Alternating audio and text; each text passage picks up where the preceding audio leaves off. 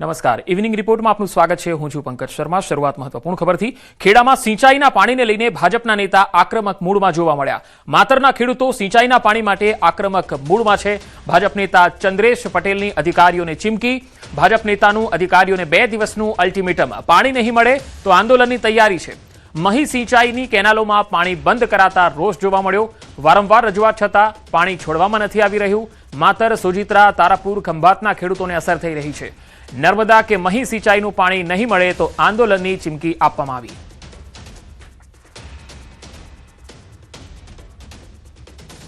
પણ અધિકારી મનમાની કરી અને જો એ વિસ્તારમાં આવ્યો અને કશું પણ થયું તો ટાંગા અંદર ડાયરેક્ટ દબાઈ જશે।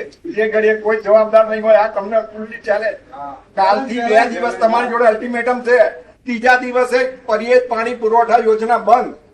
આ મારી ખાતરી ઠોકી છાતી ઠોકીને કહું છું।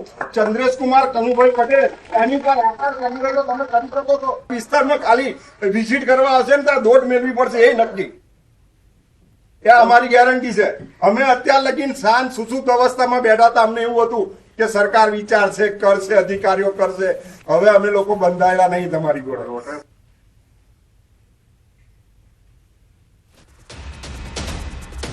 તો ખેડૂતોની રજૂઆત પણ અધિકારીઓ હાથ ખંખેરી રહ્યા છે। કડાણા ડેમમાં પાણીનો આવરો ઓછો છે। અધિકારી એવું કહી રહ્યા છે વરસાદના આધારે નિર્ણય લઈશું। અધિકારીએ ખેડૂતોને કુદરતના ભરોસે છોડી દીધા છે। કે જો તમારે નર્મદાનું પાણી ના આપવું હોય કે મહી સિંચાઈમાંથી નહીં આપવું તો અમે પરિયેજ પાણી પુરવઠા યોજના કાઠિયાવાડમાં પાણી જતું અટકાવવાની અમારી પણ તાકાત છે। જો અમારા ઘર આગળ રહી પાણી જતું હશે તો અમે એ પાણીને બંધ કરીને અમે ડાયવર્ટ કરીને અમે અમારા વિસ્તારમાં ખેડૂતોની માટે અમે આંદોલન કરીએ છીએ અને ખેડૂતોને માટે આ પાણી પૂરું પાડવા માટેનું અમે તૈયારી છે। બીજું અમારા પાણીના જે અમારા જમીનના તર એટલા બધા ખરાબ છે કે પાણીનો કોઈ સ્ત્રોત નહીં। બધે પાણીના તર ખારા છે।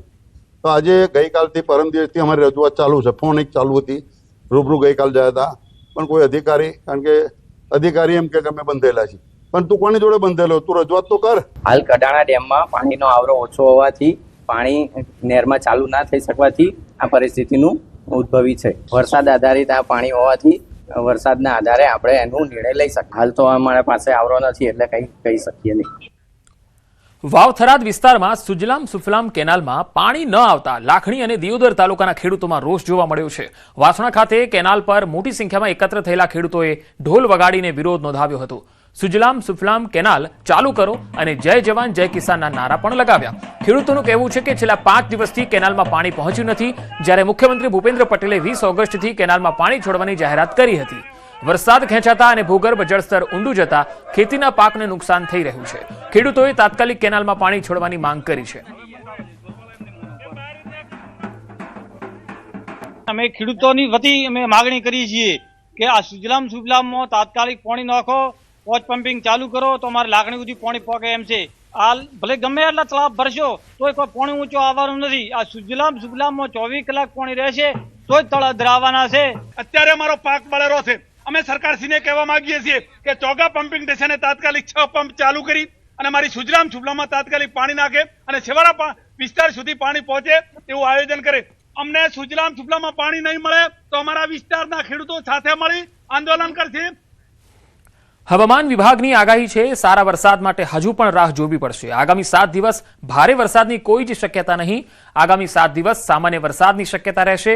સૌરાષ્ટ્રના અમુક વિસ્તારમાં સામાન્ય વરસાદની શક્યતા છે। દક્ષિણ ગુજરાતના અમુક વિસ્તારમાં સામાન્ય વરસાદની શક્યતા છે। રાજ્યમાં સામાન્ય વરસાદ કરતા 7% વરસાદ જે છે એ નોંધાયો છે। સૌરાષ્ટ્ર કચ્છમાં સામાન્ય કરતા 30% ઓછો વરસાદ નોંધાયો છે। अगले आने वाले हफ्ते में मौसम इसी तरह का बने रहेगा। बहुत कम रेन देखने को मिलेगी और मुख्य तौर पे जो है साउथ गुजरात के कुछ हिस्सों में तथा सौराष्ट्र के कुछ जगहों पे जो है लाइट टू मॉडरेट रेन देखने को मिल सकती है अगले 7 दिनों तक। इससे ज़्यादा जो है रेन हम एक्सपेक्टेड नहीं है नेक्स्ट वीक में। साथ ही बात करें टेम्परेचर की तो टेम्परेचर भी नो लार्ज चेंज में बना रहेगा नेक्स्ट 1 वीक के लिए। ओवरऑल रेनफॉल डेफिसिट है अभी तक एज इफ नाउ। और गुजरात रीजन में जो है, और अगर हम रीजन वाइज बात करें तो गुजरात रीजन में +9% है नॉर्मल से डिपार्चर, एंड सौराष्ट्र कच्छ में -30% है, उसमें काफ़ी कम रेन देखने को मिली है पिछले कुछ दिनों में। अभी जो है कुछ दिनों के लिए वेट करना पड़ सकता है अच्छी बारिश देखने के लिए। અને હવે વાત ખેડૂતોની ચિંતા પર।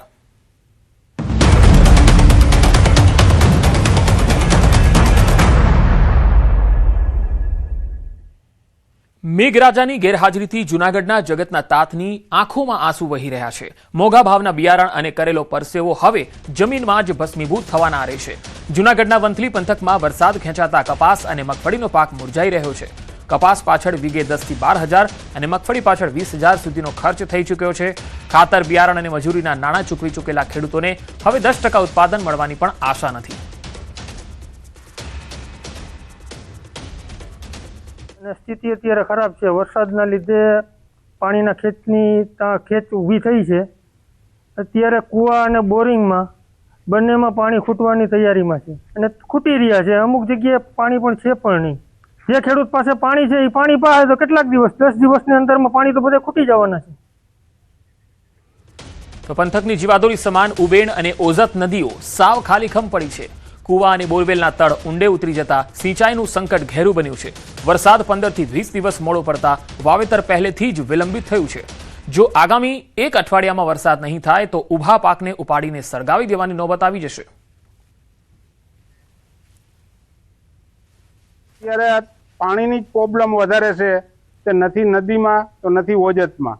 ત્યાં છે પણ અમારા ધાર વિસ્તારની અંદરમાં, કરાર વિસ્તારની અંદરમાં પાણી કમ જ છે। તે અમારે કોઈ કેનાલ આવે તો કોઈ ઉબેણ નદીની અંદરમાં પાણી રહીએ તો અમે એનો કોઈ ઉપયોગ કરી શકીએ ને અહીંયા પહોંચી શકીએ। તો અમારો બધોય પાક નિષ્ફળ જાય છે। પાણી અમારે વાવ છે, દાર છે, તો અમારે પાણીના હાવ તર ખાલી છે। પાણી છે ને એટલે અમારો પાક થાય એવી પોઝિશન નથી। તો સરકાર તરફથી સિંચાઈનું પાણી ન મળતા ખેડૂતોની લાચારી ચરમસીમાએ પહોંચી છે। 10 દિવસમાં પાણી નહીં મળે તો હજારો હેક્ટરનો મોલ સદંતર બળીને ખાક થઈ જશે। દેવાના ડુંગર તળે દબાયેલા ધરતીપુત્રો હવે માત્ર આકાશ તરફ મીટ માંડીને મેઘ કૃપાની આખરી આશા રાખી રહ્યા છે।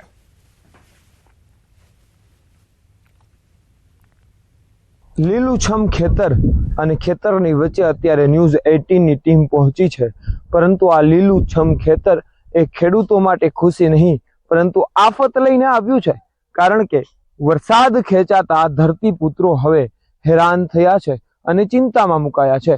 ખાસ કરીને સૌરાષ્ટ્ર અને સૌરાષ્ટ્રમાં ખાસ જૂનાગઢ જિલ્લામાં ચાલુ સિઝનમાં સૌથી ઓછો વરસાદ વરસ્યો છે અને વંથલી પંથકમાં તો સૌથી ઓછો વરસાદ નોંધાયો છે, જેના કારણે કપાસ, મગફળી સહિતના પાકનું અહીં જે વાવેતર છે અને તે હવે નિષ્ફળ જાય તેવી સ્થિતિ છે। હું આપને જે દ્રશ્યો બતાવું છું કે આપ જોઈ શકો છો કે આખો જે પાક છે તે કપાસનો છે।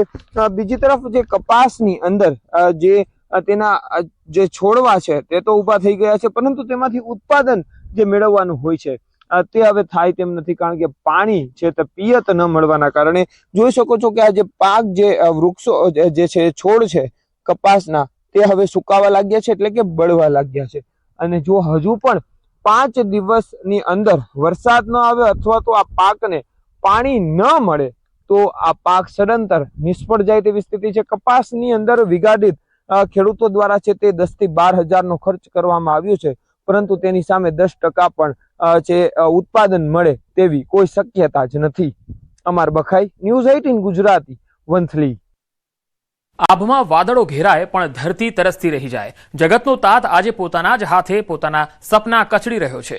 રાજકોટના પડધરી તાલુકાના ન્યારા ગામના ખેડૂતોના હાલ પણ આવા જ છે। ખેડૂત ચિરાગ સાવલિયાએ ભરી આંખે ઊભા પાક પર ટ્રેક્ટર ફેરવી દીધું। 5 વીઘા જમીનમાં 70,000નો ખર્ચ કરી મગફળી વાવી, પણ ઓગસ્ટ મહિનો કોરો ધાકોર જતા લીલોછમ મોલ સુકાઈને રાખ થઈ ગયો। હજી આખા 12 મહિનાની મહેનત હતી પાણીમાં ગઈ। મગફળી ફેલ થતા બધો ખર્ચો માથે ચડી ગયો। એક તો અત્યારે છે નહીં કઈ આઈટમ આવે છે, કઈક સરકાર અમને કઈક સહાય થોડી ઘણી દે, વાવેતર કરી હકી, એમાં કઈ થાય તો અમે કઈક થોડાક રહી જીવિત। આમાં સાહેબ તહેવાર જેવું કઈ રીએ જ નહીં, આમાં શું કરું? તહેવાર તો માથે આવી ગયા, પણ તહેવાર કેમ ઉજવવાની એ અઘરું છે એનું, કારણ કે અમે આ જઈ વાડીએ જાય તો રોતા પડીએ રોય છે અને પૈસાની આવક છે ને હતાઈ ગઈ નાખી દીધા। આમાં 25,000નો બિયારણનો ખર્ચો થયો તો 10,000 ખાતર નાખ્યું, 10,000 રૂપિયા નીંદવામાં નાખ્યા અને 5,000ની દવા છાંટી, બધો એને ખર્ચો નિષ્ફળ ગયો. વીઘે 3-4 હજાર રૂપિયા મજૂરીનો અત્યાર સુધીનો ખર્ચ વયો ગયો છે. અને વરસાદ હાવ ન થતા હે ને ગામમાં